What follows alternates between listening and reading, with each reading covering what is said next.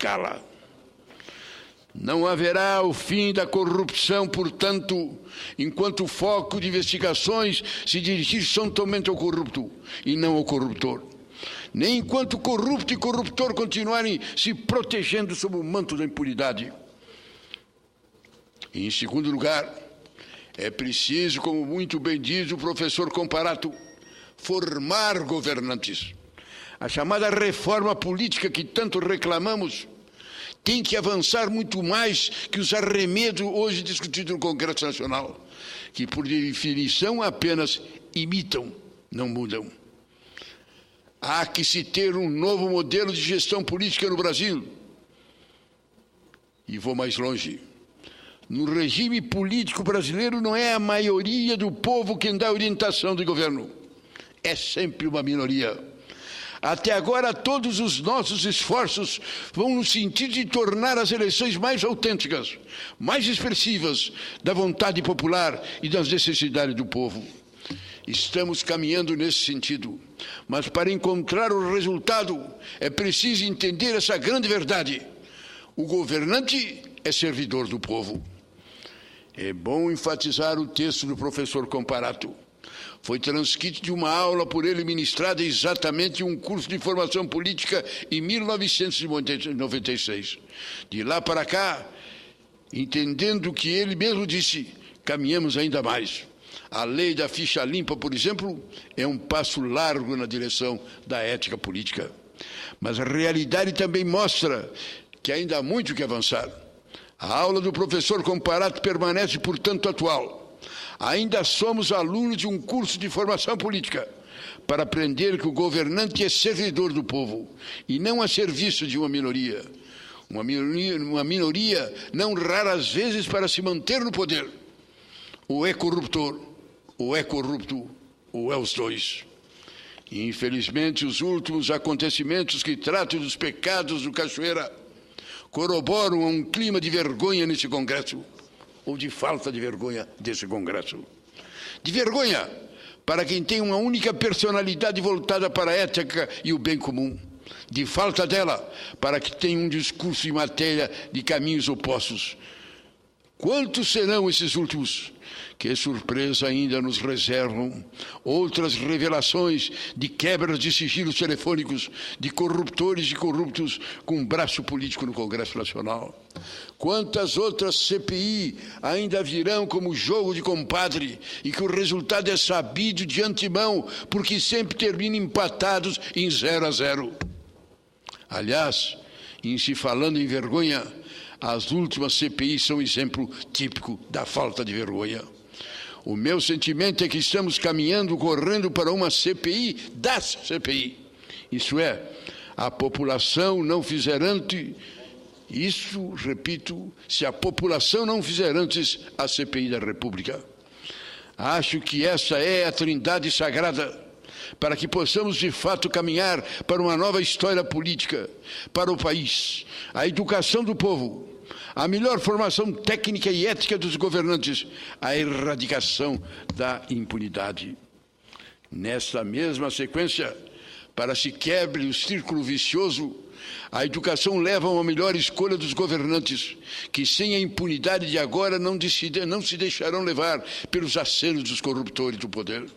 Sem impunidade e sem a consequente corrupção, não haverá fome, nem a insegurança, nem a falta de hospitais, nem as desigualdades que cada vez mais nos dividem. Haverá, sim, outra versão, contrária do tal modo, você é nosso, nós somos teu. Ali está presente como um torpedo. E tal trindade, a necessidade de volta aos bancos escolares, tamanhas as gafes da gramática, a péssima formação ética de um governante e a certeza absoluta da impunidade. Na verdade, tal mensagem deveria ser transmitida ao povo brasileiro. Nós somos todos porque a todos representamos legitimamente. Somos piloto, mas nunca podemos substituir o povo na indicação do tipo de sociedade que deve ser construída. Vocês são nossos, nós somos seus. Não existe dúvida sobre que tipo de sociedade o povo quer ver construída. Ela será com certeza mais justa, mais democrática, mais humana. A sociedade sabe o que mudar. Os governantes também sabem, mas não querem alterar a correlação de forças que os mantém no poder. Um novo tempo virá, eu tenho certeza, do que se trata de um sonho possível, pobre de nós, sem as nossas utopias. É interessante que nos dicionários fé é sinônimo de esperança. Se há esperança, é porque há fé. Mas na definição de fé, o mestre Aurélio troca esperança por confiança. Então a fé é mais forte, porque ela traz no seu âmago o sentimento de confiança, mais do que a esperança. Ou esperança firme, como ele prefere definir. Fé e confiança é esperança forte. A fé é uma esperança qualificada mais vigorosa. Talvez seja por isso, então, que quando a esperança parece querer se afastar de mim, aumenta a minha fé. Porque mantenho viva a confiança de que ainda é possível mudar a nossa história política, escrita com tintas de corrupção e de impunidade. Confiança, mais do que esperança, fé. É o que eu acho realmente importante. Eu encerro, senhor presidente, agradecendo a tolerância de Vossa Excelência, apenas pedindo a transcrição nos anais do Senado da manchete do Correio Brasiliense. Era uma vez uma CPI. E aqui ele conta a história dos acordos que foram feitos, dos entendimentos que foram feitos para deixar a Delta fora, para deixar os governantes fora, para que tudo desse zero. Terça-feira é um dia, jovens das chamadas redes sociais. Terça-feira, às 10 horas, vocês devem estar aqui no Senado, na frente do Senado. Vocês devem vir aqui, porque a presença de vocês, com as mãos limpas, se tornou realidade. Com a presença dos senhores, as diretas já se tornou realidade. Com a presença dos senhores, o presidente que tinha que ser afastado foi cassado. Com a presença dos senhores, a reunião de terça-feira abrirá as contas da Delta e abrirá as contas aos que devem ser policiados. Se os senhores não estiverem aqui, será mais uma sessão ridícula, humilhante e que desmoralizará esse Congresso. Eu faço um apelo aos jovens que entendam isso e que, nesse momento em que no mundo inteiro se reconhece a importância dos jovens e dessa realidade que são a TV social, as redes sociais, que deixam nós não à mercê da rede oficial que orienta num determinado sentido, mas onde cada um tem a sua voz, tem a sua vez. Terça-feira é um dia importante. Terça-feira se abre as contas da Delta. Terça-feira se determina a vinda dos que têm que vir depor e contar as coisas. E haveremos de apurar uma grande CPI. O terça-feira se sepulta. E é uma coisa fantástica, porque até hoje não aconteceu. A norma da CPI é buscar, encontrar o que acontece. Quando o ilustre presidente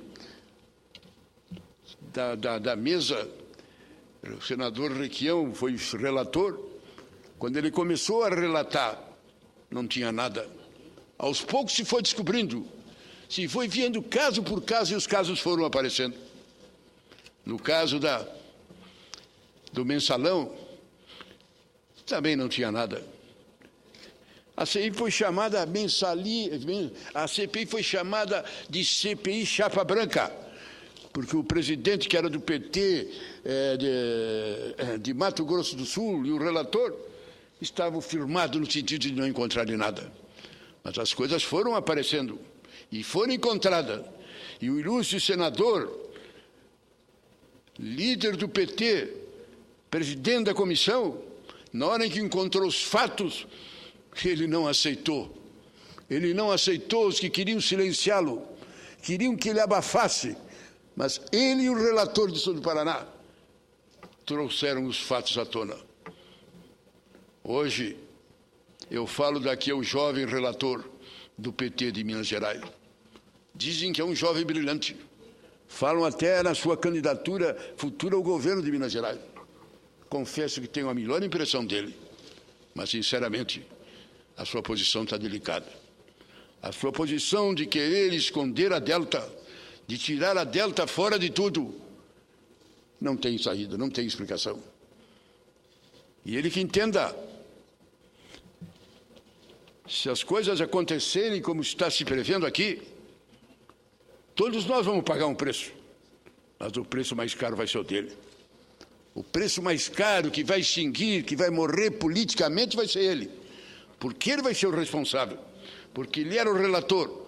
E relator que não precisou apurar, não precisou buscar, investigar os fatos já vieram pronto. E ele, em vez de apresentá-los, os engaveta. Eu faço um apelo a esse jovem relator. Não brinque com a sua história. Eu faço um apelo ao presidente, nosso ilustre companheiro da Paraíba, que seja firme e que realmente aceite o que hoje é a normalidade, é a unanimidade. Que se abra as contas do Delta. É ridículo. Primeiro quiseram transformar a CPI do Cachoeira na CPI da Elza. Perdão, mentira. Quiseram transformar a CPI do Cachoeira na CPI do Procurador-Geral. A culpa era do Procurador-Geral. O Procurador-Geral recebeu, engavetou, levou anos e não fez nada, ele era o culpado. Então quiseram fazer a CPI do Procurador-Geral. É interessante. Quiseram fazer a CPI do Procurador-Geral porque ele ficou com o assunto parado, porque disse que ainda não tinha elementos para apurar, para fazer uma denúncia concreta. E agora está provado que ele tinha razão. Foi a espera, foi a continuidade, foi o que apareceu depois nas novas gravações, é que hoje tornam a situação do senhor Cachoeira insustentável. Agora, interessante é que o relator e alguns líderes que queriam transformar a CPI em CPI do procurador e queriam que ele viesse explicar por que ele levou tanto tempo, e ele que argumentava que levou tanto tempo porque não tinha ainda elementos para fazer a denúncia. O relator, quando entra com o pedido para se abrir as contas da Delta, ele diz que até agora não tem elemento. Ele diz agora que tem 1 milhão de elementos que ainda não tem convicção, tem que esperar para ver. Não fica bem. Não fica bem. Jovens, meu querido presidente Ofir, extraordinário homem público, presidente da OAB. Posição extraordinária que ela vem tendo em toda essa caminhada. Conclamos, jovens. Terça-feira, às 10 horas, aqui no Senado, estará reunida a CPI e tomará a decisão. Abre as contas da Delta e permite que se faça a investigação de todos ou encerra. Terminou a CPI. E, meu Deus, não sei o que nos resta. Muito obrigado, senhor presidente. Senador Pedro Simão, na verdade o sigilo da Delta já foi quebrado pela Justiça Federal. A impressão que a gente tem é que a CPI não quer ver, não quer tomar conhecimento dos mais grave ainda, senhor. Porque tomando conhecimento dos dados tem que tomar uma atitude. É mais grave, senhor presidente. Vossa Excelência aborda um ponto que já foi aberto. E a CPI não entra em discussão porque diz que ainda não foi aberto. Não quer ver. Não quer ver, exatamente. Não quer ver. E ontem um ministro do Supremo diz que coloca em disponibilidade os dados, mas não quebra o sigilo das gravações telefônicas.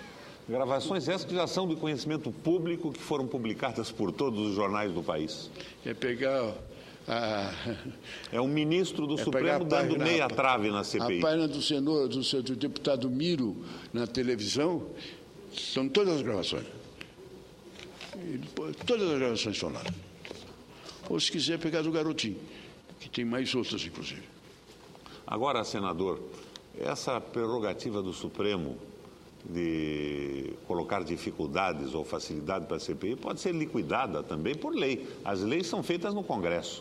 Senador, por que, de uma vez por todas, nós não damos autonomia para a CPI para quebrar sigilo e tomar essas medidas? Porque ela não quer, senador. Porque a CPI não quer. Nós estamos nos desmoralizando perante o Supremo. O Supremo está legislando em cima de nós. Quer dizer, desde lá atrás, quando o Supremo decidiu que o mandato é do partido, não é do parlamentar, trocar de partido perde. Isso é uma legislação nossa, está na Constituição. Nós botamos na Constituição. Só que nós botamos uma vírgula, de acordo com a lei. E nunca fizemos a lei. Então o Supremo passou por cima de nós e fez isso. Nesse caso é a mesma coisa. Assim, como tem gente que não quer ver a CPI avançar, vai deixando, vai deixando.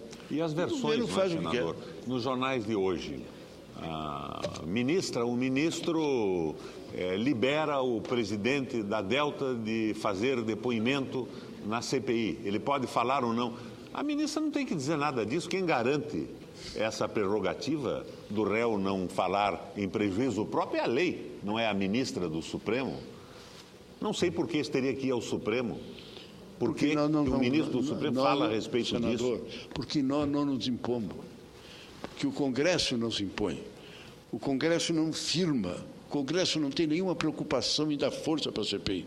Então as coisas vão acontecendo, vão levando. O Congresso não sabe o que quer. O normal numa CPI é a gente querer a verdade.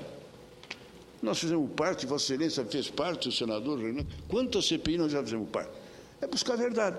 Às vezes, é claro que, por amor de Deus, tem divergência de partido, tem partido de um lado, do outro lado, eu defendo os meus companheiros, outros defendem os companheiros dele, mas até um limite. Quando aparece a verdade, aparecem os fatos, é isso aí.